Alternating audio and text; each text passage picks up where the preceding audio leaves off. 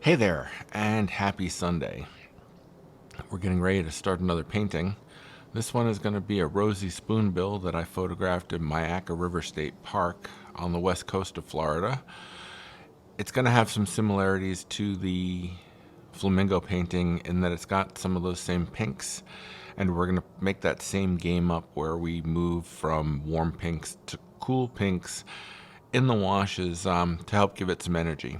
The green plants in the water also help push the pink, make it vibrate a little bit, so we're off to a good start before we even put any paint down. As far as similarity to the blue heron painting, it's going to be the same thing. It's a lighter subject on a darker background, so we can come in first and play with those washes with the pinks, and we don't have to worry too much about staying in the lines. The reality is that, I'm going to switch over so you can see it.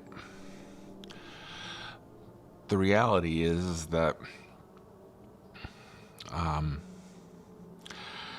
this is all going to be darker in the painting than the bird, so we can really get away with not staying in the lines, be playful with our washes, moving from the warm pink to the cool pink. We're going to use some white gouache again so that we can lighten up those colors and give them a little bit of body.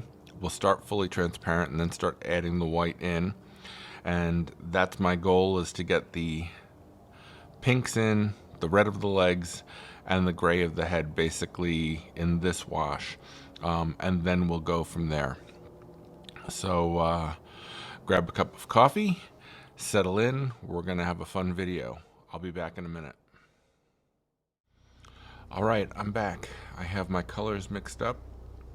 I wanted to do that before I started pushing paint around, because otherwise I'd be breaking my own rule that I have you guys following, where you mix up enough paint for the washes that you're doing before you start putting paint down. One of the worst things you can do as a watercolorist is not be prepared for your washes and have to try and mix the right color while you're painting. It's like building an airplane while you're flying it. That's the analogy that I keep coming back to. So mix up your paints and then we're going to get started. Okay, so we've got the drawing in front of us. We've got the photo here as a roadmap. Now we don't have that transition of warm and cool pinks. These are all pretty much on the cool side compared to the flamingo where it was right there. So I'm going to make it up a little bit. So what we're going to have is these darker areas will be the cooler running towards the blues, the purples, the cooler reds, and then the warmer pinks will be these lighter colors where I get into the hot. Without going too far, because this really is a fairly straightforward coloration on this bird. So I'm going to do what I always do. I'm going to lay in some water, especially in these early washes. I like to work wet and wet early, and then start working wet on dry as I start working into the details. Again, it's okay if we go outside the lines. Not a big deal at all.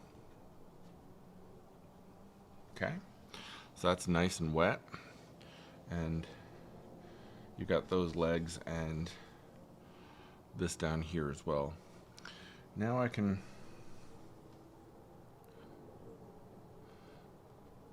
just start dropping in, and the board is tilted, which of course helps us as gravity pulls the paint down.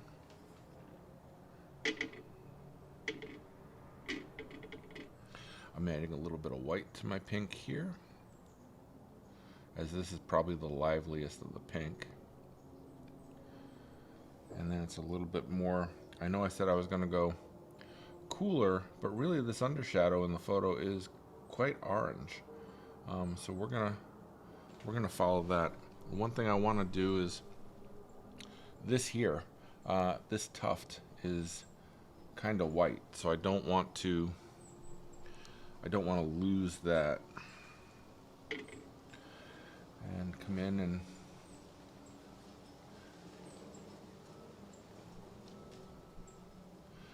while it's still wet, you can define the feathers a little bit. Again, this is going to dry a lot lighter, so you won't see a lot of it, but it doesn't hurt to get some of it in now.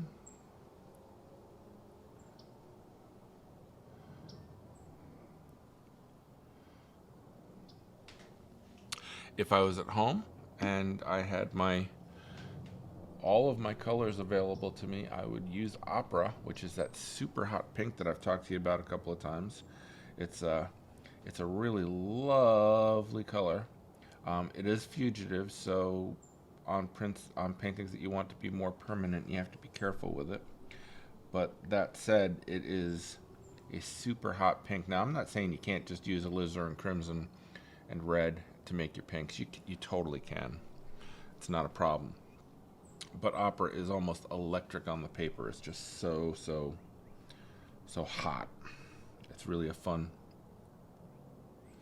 And the knobs of the knees and where it hits the water, just drop in a little bit of a darker orange into the wet and let it run and do its thing. Remember to dry out your brush a little bit, and I'm putting in some shadow action here on the legs and getting into the bird and coming down. And your shadow is always going to be darker than your original, so be prepared for that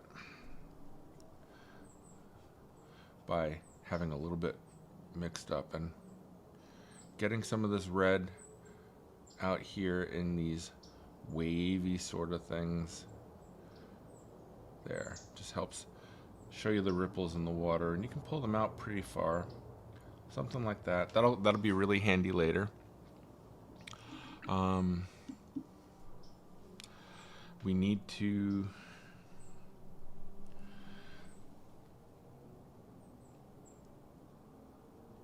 get a little bit of orange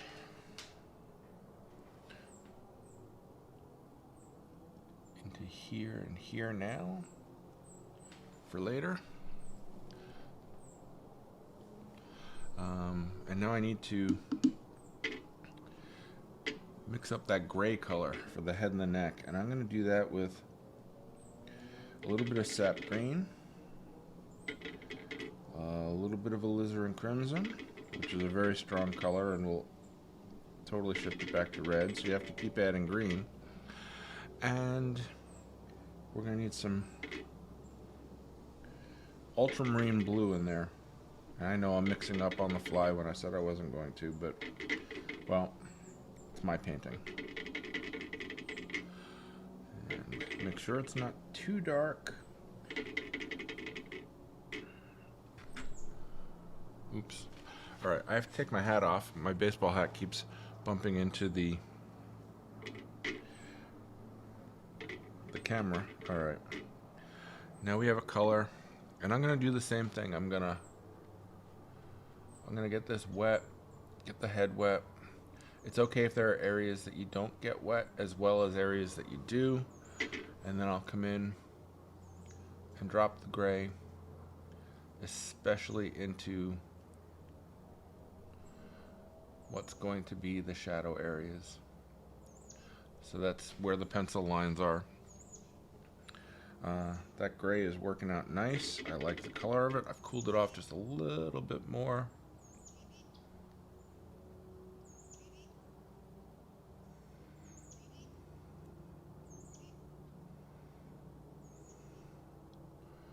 And going right up to that pink. And it's really making that ruffled kind of texture that the bird already has. This is really coming along nice already. I don't think I could be happier. I'm going to negative paint around these little bits here later, so getting them in now is helpful. And I'm going to beef up the orange of the legs with some of that dark color, just to Drop it in here, as well as I don't want to go too far with putting in darks at this point. It's not necessary.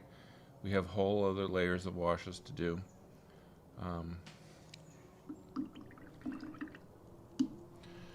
And then the last thing I want to add in is the yellowy color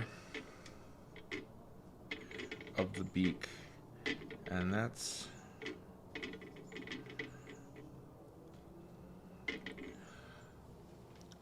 I'm using a little bit of white for too, and I'm not worried about the interior where it shows dark. I'll get that later. I'm just kind of putting in the lighter color, and here you can stay in the lines, not stay in the lines. It's not as important.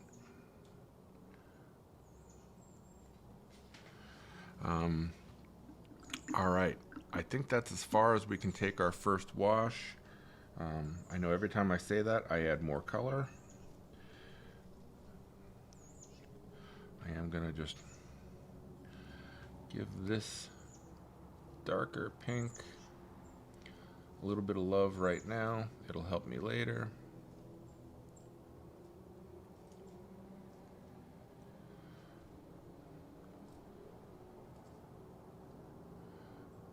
Add some of this into the wet into wet that's going on down here.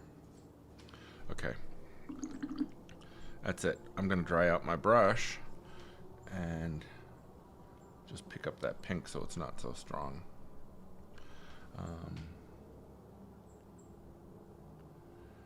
I don't have to do this lightning because it's gonna be darker watercolor in there, but I might as well do it now. And I'm gonna do that swipe again here. I want that light. And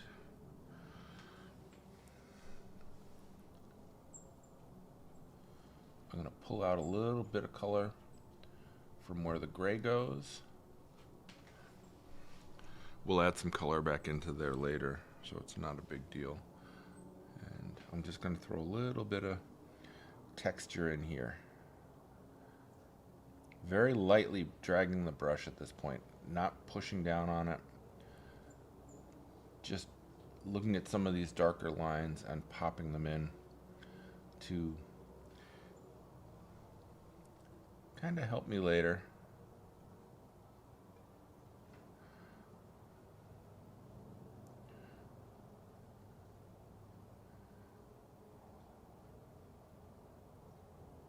Okay.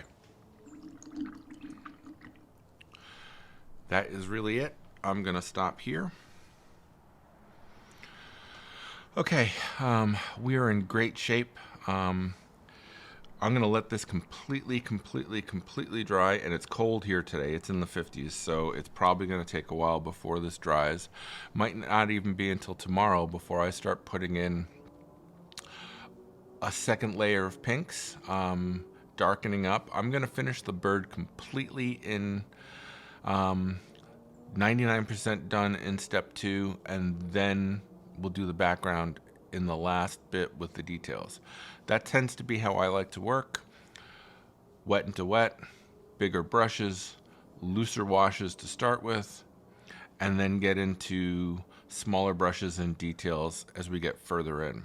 And then the background happens in the last stage, and that's a kind of a repeat of the same process. It's big wash and then smaller washes and details. But here's where we are for now. Loving it, and I will see you tomorrow. So push some paint around and show me what you're working on.